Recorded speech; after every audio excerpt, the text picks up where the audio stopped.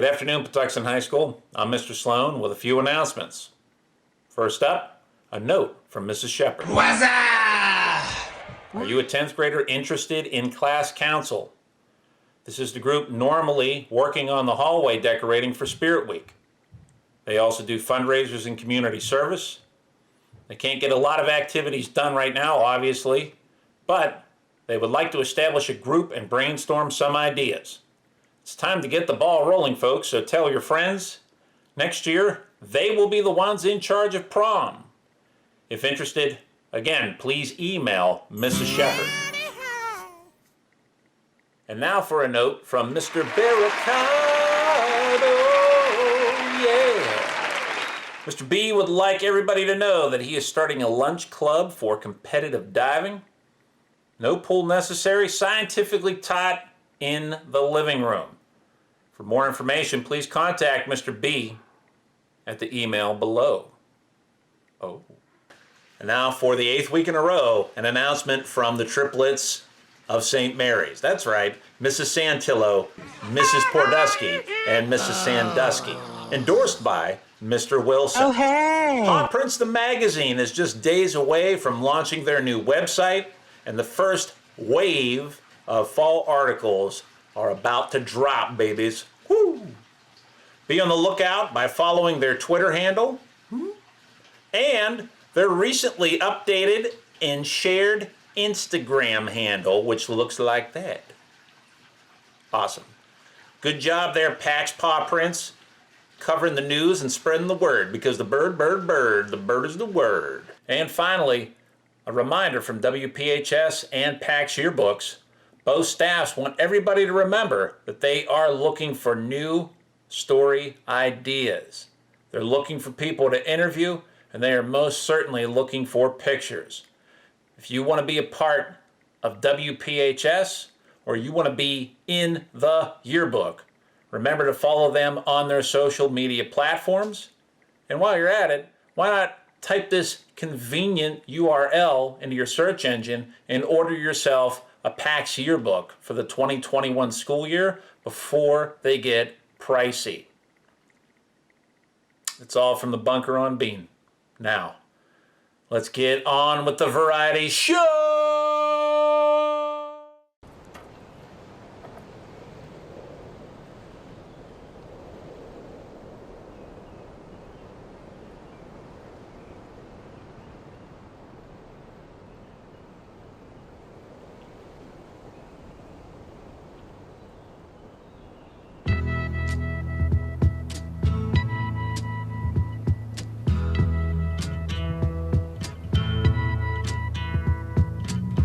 There's something happening here.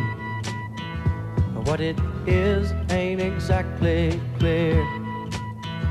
There's a man with a gun over there, telling me I got to beware. I think it's time we stop. Children, what's that sound? Everybody look what's going down.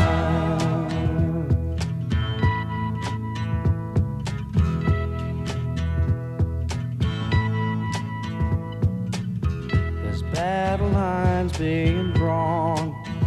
Nobody's right if everybody's wrong. Young people speaking their minds are getting so much resistance from behind. Every time we stop, hey, what's that sound? Everybody look what's going down.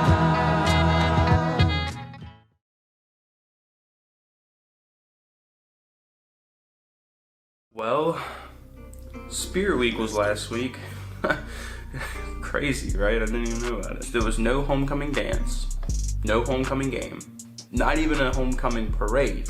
But yet SGA still put together a nice, fun week full of themed days that we could all enjoy and participate in. But yet, from what it looks like, nobody really cared. With this obviously being the most challenging year the school or the country or the world or the universe or mankind or the alien race has ever gone through, we kind of all expected this, right? Whether it came down to too little promotion or just a lack of motivation and excitement, I think we all could have done a better job to make Spirit Week more special this year. I think if we had a pro wrestling day, turnout would have been booming, but you know, that's just me. So that's why I got some comments from SGA members to get their take on Spirit Week this year. So how did you and SGA come up with this year's Spirit Week themes? We actually came up with this theme back in June, where we had no idea that we were going to go virtual for the beginning of the year. We pick a month out before, and then we spread the word usually. This year we were kind of rushed because it was all different. It was kind of weird, we kind of just have a bank of themes that we do every year. The last 2 days are always the same. We have our Spirit Day and then Class Color Day, but then the other 3, we try and get creative. We try and throw in whatever our homecoming theme is.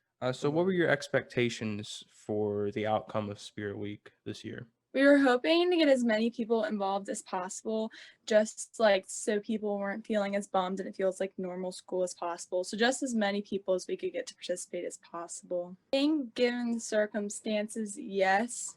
I think there definitely could have been maybe more promotion, but I think it definitely turned out as good as it could have been. We weren't expecting too much, to be honest. I mean, I was positive the whole time. I think everybody who was in SGA, try to stay positive, try to think of, okay, how are we going to make this more fun? How are we going to make this, try and feel normal? Of course, it's not like our traditional Spirit Week that, we normally have. So there was that kind of looking back at our pictures from last year before, that kind of thing, it didn't feel normal, but what is normal today? So in terms of motivation, how did you guys try to motivate and excite students to participate this year? We tried to have different, and there still is ongoing costume contests and prizes and stuff, and using hashtags and posts and stuff like that. Preparing was definitely different.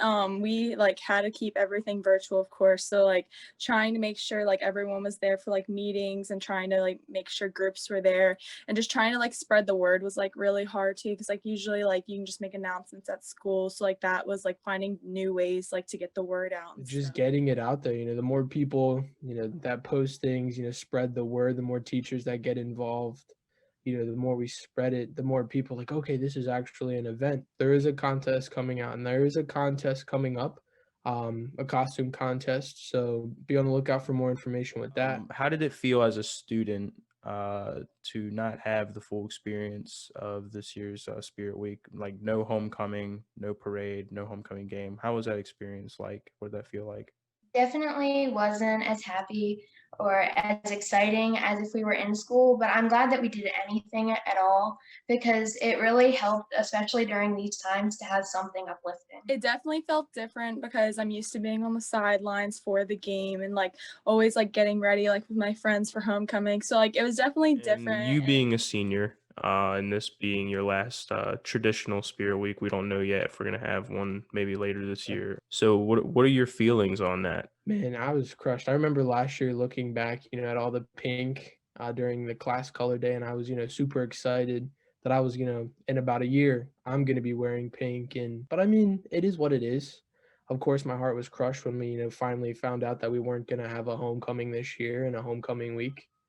But I mean, we just keep moving forward, and I mean, something will turn out. We'll have something. Hopefully, we'll have some kind of dance or some kind of Spirit Week. Spirit Week is all about lifting the school's spirits. I mean, it's in the name. So hopefully if you did participate, you had fun, because that's what it's all about at the end of the day. And if you did have fun, that counts as a success in my book.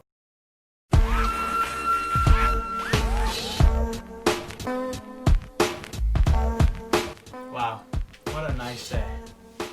Hi, I'm Alex Hypa, and this is how my day goes. Normally I like to start off my days by waking up. And now we begin the day looking for something to wear. So first we like to start out with something casual. And now it's time to put on our shoes. No, I'm just kidding. I'm at home. And now after I shower, on a weekday, I usually go to school. And now it's workout time.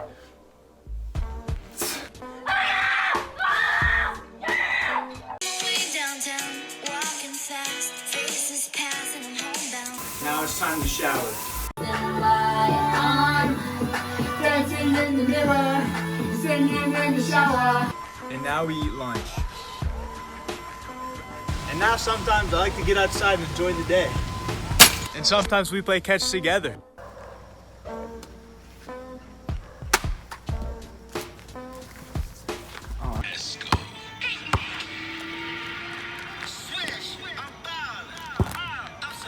And now after my little hoop sesh, I gotta clean myself up. Step number 1, wash our face. Step 2, we shave. You just wanna take all the shaving cream off. Didn't know, I'm a superhero. Now sometimes we have dance parties, but like that's not an everyday thing, so I can't show you guys. Psych!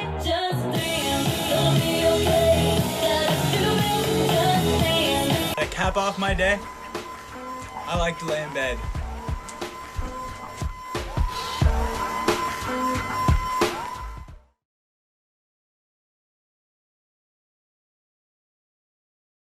Hey guys, I'm here to talk to you about some autumn life hacks. The most frequently asked question that I get is, hey Anthony, what are the best autumn life hacks that are gonna save me this fall?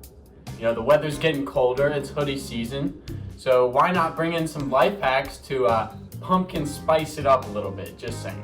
So I got my cinnamon wishes candle right here that I'm gonna light soon. Wow, it's very nice. And we're gonna do some life hacks. If you carve a pumpkin and you put oil on where you carved it, it preserves it and makes it not rot. So I've got a pumpkin here. I'm gonna cut 2 holes in it, just carve it like I normally would. And then I'm gonna put oil on one of them, and I'm gonna not put oil on the other one.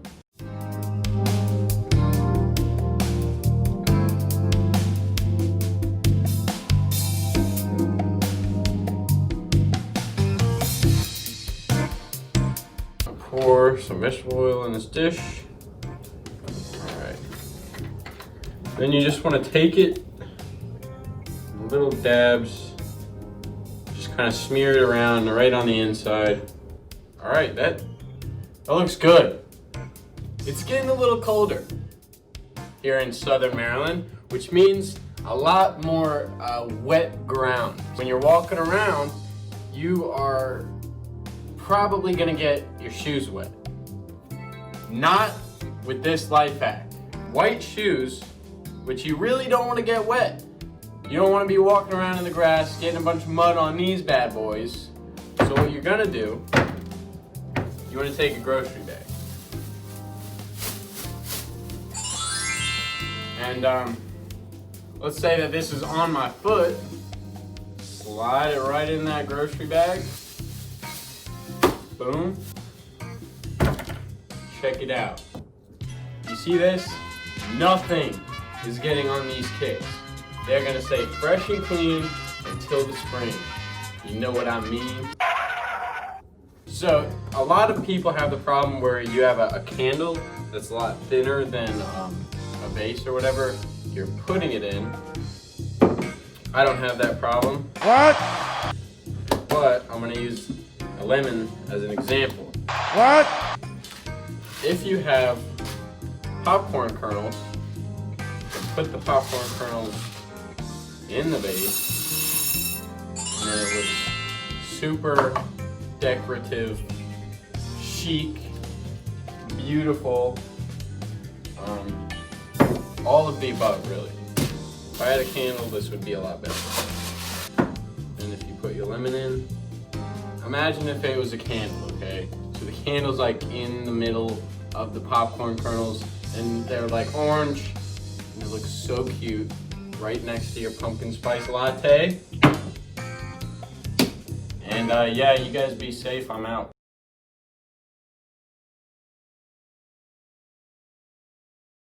When Americans cast their vote, they are really directing people called electors, the political party of the winning candidate in each state that sends the pre-selected electors to the state capitol to vote. This is the Electoral College, and it's the members that elect the president and the vice president. Today, there are 538 electors in the Electoral College, but the number can change due to the census we take every 10 years. To have your state vote Democratic or Republican, the majority vote has to be 51 to 49. and that's how the state will win 100% of the Electoral College votes. The process exists to appease those who wanted the president to be elected by members of Congress and those who wanted a popular vote. For hundreds of years now, people have proposed a reform or to get rid of the Electoral College completely, but since it is a part of the Constitution, only an amendment can do such a thing.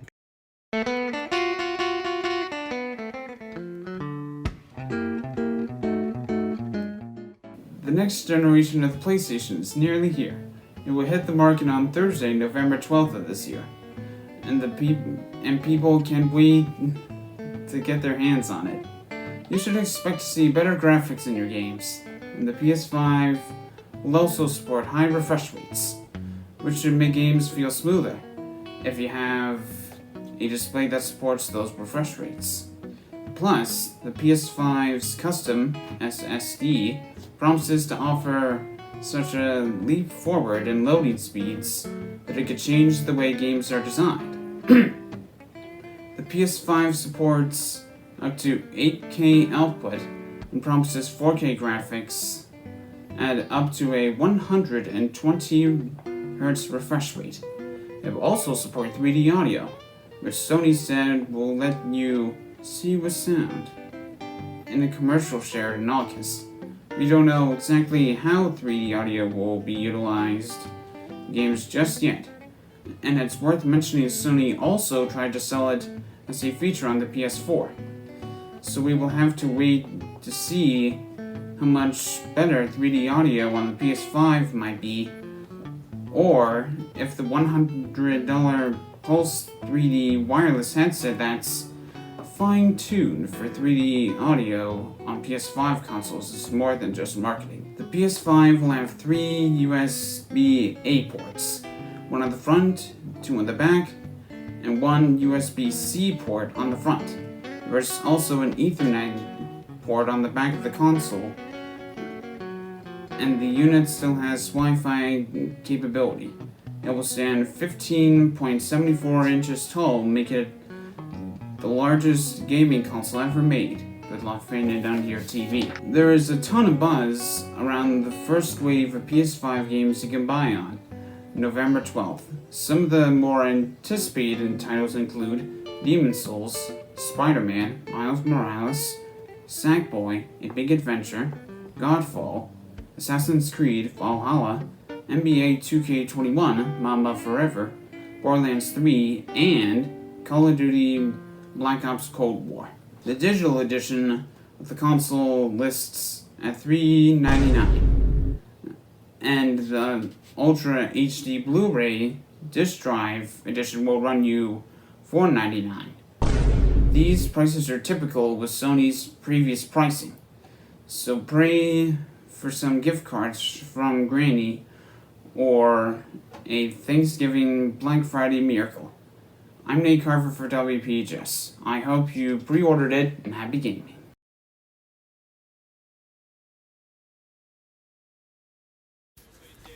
After a brief season hiatus for close to 4 months due to the spread of the pandemic, the NBA pivoted its entire format to continue the season in an isolated NBA bubble, taking over Disney and Orlando, where no players or guests were allowed in or out. Here the teams played the final 8 games of the 2019-2020 season, where the Los Angeles Lakers came out victorious in the Western Conference Finals and the Miami Heat in the Eastern Conference Finals. Following an adrenaline-pulsing 6 games of the NBA Finals, the Lakers were declared the winners with a 106-93 final in Game 6. The win was significant for many reasons, one marking it as superstar LeBron James' 4th championship win, but most importantly by paying homage to the late Kobe Bryant, who passed away in a tragic helicopter crash at the beginning of this year. The win also signified the first time the team has won the finals in 10 years, especially touching in the wake of Bryant's death, who had been a key part to 5 championship seasons with the Los Angeles Lakers throughout his 20-year career. There was no better way to honor the Mamba mentality than to bring home this monumental title, paying tribute to Bryant and his daughter Gianna. With that being said, this season was more than basketball to many of the NBA players. Much of the NBA protested for social justice and for the Black Lives Matter organization. It became clear after the first game of the restart LeBron James had more on his mind than basketball when he was asked what he had hoped to accomplish. First of all, James began, "I want to continue to shed light on justice for Breonna Taylor and her family and everything that's going on with that situation." For the next 13 minutes, James called for Louisville police officers to be arrested in the death of Taylor. James then helped launch the nonprofit More Than a Vote to fight voter suppression in the states including Georgia, Texas, Wisconsin, and Pennsylvania. 21 arenas, including Staples Center, will serve as voting centers. James and the rest of the league received much criticism from many people and Republican politicians, including the President of the United States, who tweeted this: "Basketball ratings are way down, and they won't be coming back. I hope football and baseball are watching and learning because the same thing will happen to them. Stand tall for our country and our flag." People protesting that their lives and their brothers and sisters' lives matter bothers a person enough to hate on the players and stop watching a sport. Maybe that person needs to reevaluate their priorities. Nevertheless, congratulations to the Los Angeles Lakers and props to the NBA for leading the way in the fight for social justice.